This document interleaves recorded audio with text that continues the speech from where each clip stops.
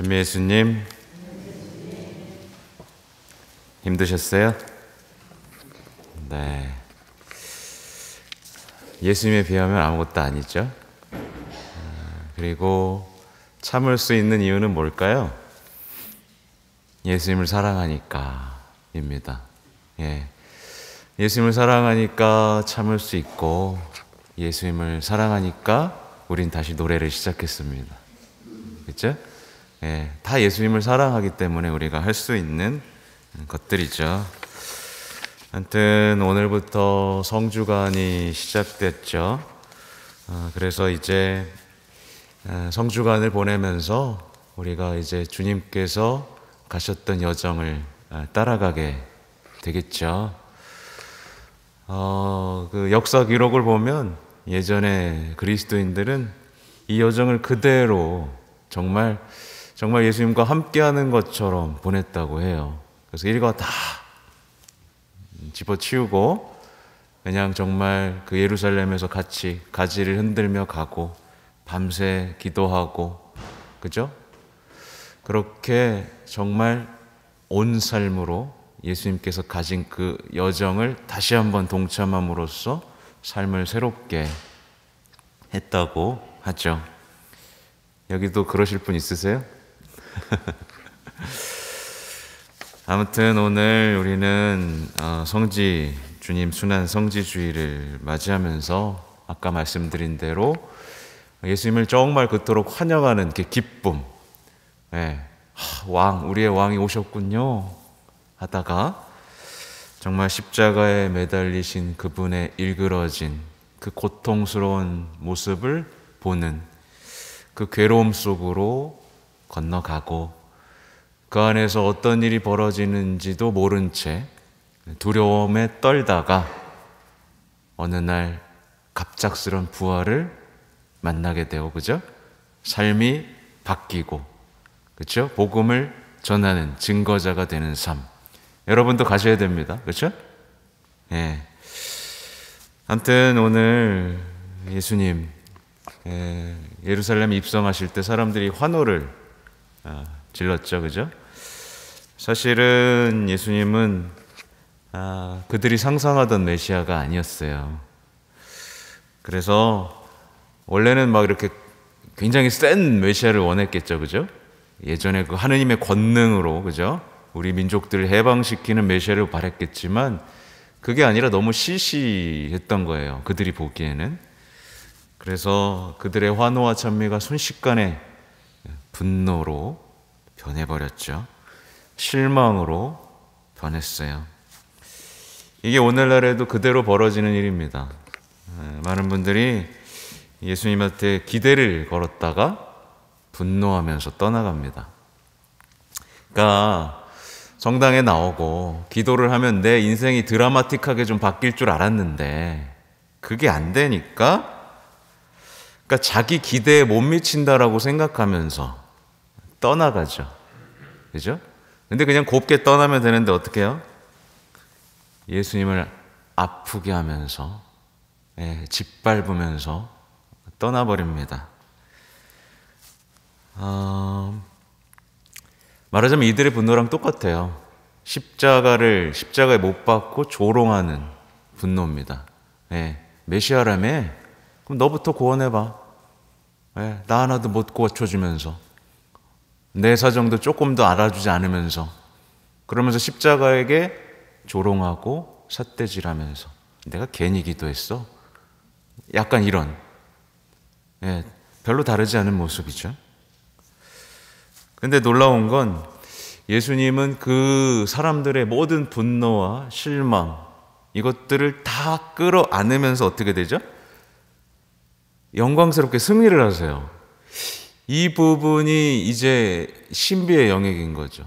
그들의 분노와 실망감을 다 끌어안고 정말 낮아질 대로 낮아지고 망가진 다음에 그것을 가지고 승리하신다는 거. 이것으로 우리의 어떤 예수님을 향한 마음이 변화될 수 있어야 돼요. 그러니까 예수님께서 십자가로 승리하셨다는 것에 대해서 우리는 깜짝 놀랄 수 있어야 됩니다. 어떻게 저런 일이 있을까? 정말 이해가 안 되고 놀라운 일이죠. 아니, 예수님은 정말 우리의 생각하고 전혀 다릅니다. 굴욕의 길을 통해서 영광에 이르는 거예요. 그죠? 굴욕을 통해서 영광을 이룹니다. 고통과 죽음을 받아들이는 것을 통해서 죽음도 이기고 고통의 의미도 완전히 바꿔버리시는, 이게 이해가 되면 신앙의 전부가 된 겁니다. 예. 그러니까 예수님은요, 십자가 한번 보세요.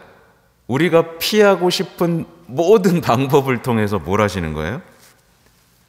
우리가 피하고 싶은 것을 통해서 모든 것을 이루시는 분입니다. 예. 그러니까 말하자면 우리가 그동안 갖고 있었던 길, 피해야 된다고 생각했던 것들 뭐예요? 고통받는 거, 누구한테 모욕당하는 거, 비난받는 거, 우리가 다 피해야 된다고 생각했던 것들이죠. 예, 누구한테 억울하게 죽으면 안 되고, 누구한테 억울하게 당하면 안 되고, 저렇게 말도 못하고 죽으면 안 되고, 뭔가 다 해야 되는데 우리가 싫어하는 방법들만 통해서 어떻게 하신 거예요? 우리에게 선물을 주신 겁니다. 말도 안 되는, 여기서 놀랄 수 있어야 돼요. 아니, 도대체 뭐지? 그죠? 말하자면 예수님은요, 인간이 겪을 수 있는 최악의 상태를 받아들이십니다. 동의하시죠? 그죠? 이렇게까지 최악의 상태가 될 수는 없어요. 예. 최악의 상태를 받아들입니다. 아무도 하고 싶지 않은 일을 하십니다. 근데 그것을 통해서 모든 일을 하십니다. 그러니까 인간적인 눈으로 딱 십자가를 보면 어때요? 정말 아무것도 아니죠. 네, 아무것도 아니에요. 십자가 그냥 비참하게 누군가 개죽음 당한 겁니다. 아무 말도 없죠. 근데 여러분 왜 십자가 앞에 모여 있어요? 십자가 앞에 있으면 이상하게 모든 걸 주시니까 있습니다. 이해할 수 없지만 이해를 넘어선 어떤 은총이 나에게 쏟아지는 것을 알기 때문에 십자가 앞에서 무릎을 꿇습니다. 십자가 앞에 있으면 어때요? 상처받았던 마음 나요, 안 나요? 났죠. 근데 요즘은 잘 안 났더라고요. 큰일 났어. 이해할 수가 없습니다, 저는. 십자가를 보면 우리의 상처는 낫습니다. 그분의 상처로 우리는 낫습니다. 그리고 우리는 위로받습니다.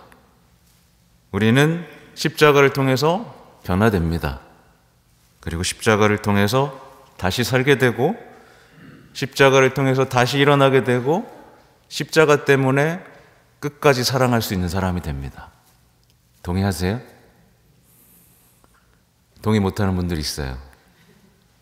아니, 십자가 앞에서 무릎 꿇으면 다 주신다니까요. 그러니까 자꾸 찾아와서 무릎 꿇고 기도하는 거잖아요. 근데 이 아무것도 못 얻는 사람들이 있어요. 위로도 받지 못해, 상처도 치유받지 못해, 변화도 못해, 사랑도 못해.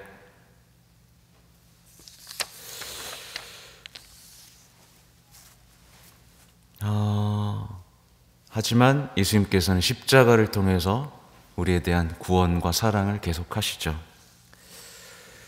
만약에 십자가에서 위로받고 치유받고 성장하는 사람이 있다면 그 사람의 생각은 변합니다. 어떻게 변하냐면,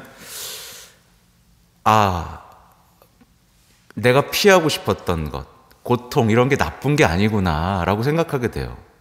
왜냐하면 그 나쁜 걸 다 받아들이시면서 모든 것을 주셨으니까. 그죠? 근데 십자가를 받아들이고 십자가 안에서의 체험이 없는 사람은 끝까지 다 거부하게 됩니다. 고통도 거부하고 모욕도 거부하고 예수님의 가신 길에 완전히 반대하는 사람이 되는 거죠. 아무튼 십자가를 통해서 우리가 얻을 수 있는 거 다 얻을 수 있고요. 그죠? 거기서 변화될 수 있는데, 만약에 어떤 사람이 십자가를 보면서도 아무런 감정이 없잖아요. 십자가를 보면서도 놀라지 못하잖아요. 그럼 어떻게 될까요? 반드시 이제 냉담자의 길을 가게 됩니다. 그러니까 십자가를 보면서 사랑을 못 느끼는 사람은 서서히 예수님하고 멀어지는 냉담의 길을 겪게 되는데, 이게 뭐냐면 첫 번째로 귀머거리가 됩니다. 이제 말씀을 들어도 아무런 움직임이 없어요. 말씀을 들어도 가슴에 울림이 전혀 없습니다. 그리고 성체를 보셔도 어때요? 아무런 감동이 없습니다. 그리고 마지막으로 이제 더 이상 내 이웃들이 아름다워 보이지 않는 거예요. 그것으로 이게 끝입니다. 아름다워 보이지도 않고 감사할 거리도 없어진 거죠. 그렇게 냉담자가 되고 맙니다. 냉랭한 하느님의 편에 선 사람이 되고 말아요. 이게 이 모든 게 십자가와의 관계가 끊어진 사람이 겪게 될 수밖에 없는 일이에요. 그래서 여러분이 신앙을 회복하고 싶잖아요. 그러면 십자가를 보면서 눈물을 흘릴 수 있는 은총을 청하셔야 돼요. 나랑 관계가 있구나. 그래서 근데도 신앙생활 할 때 십자가의 관계가 끊어진 채로 열심히 하시는 분들이 있어요. 열심히 하시는 분들. 아무것도 못 느끼는데 그냥 열심히 하시는 분들이 있어요. 이게 뭐예요? 율법학자 바리사이들이랑 똑같죠. 율법학자 바리사이들 눈앞에 있는 예수님하고 관계 못하면서 자기 열심히 했습니다. 기도도 열심히 해, 미사도 열심히 나와. 그게 뭐예요? 사실은 도망간 거예요. 예수님 관계에서 도망가고 자신이 어떤 율법주의, 안전한 삶, 이런 것에서 안정감을 느껴버리는 거죠. 굉장히 불행한 거죠.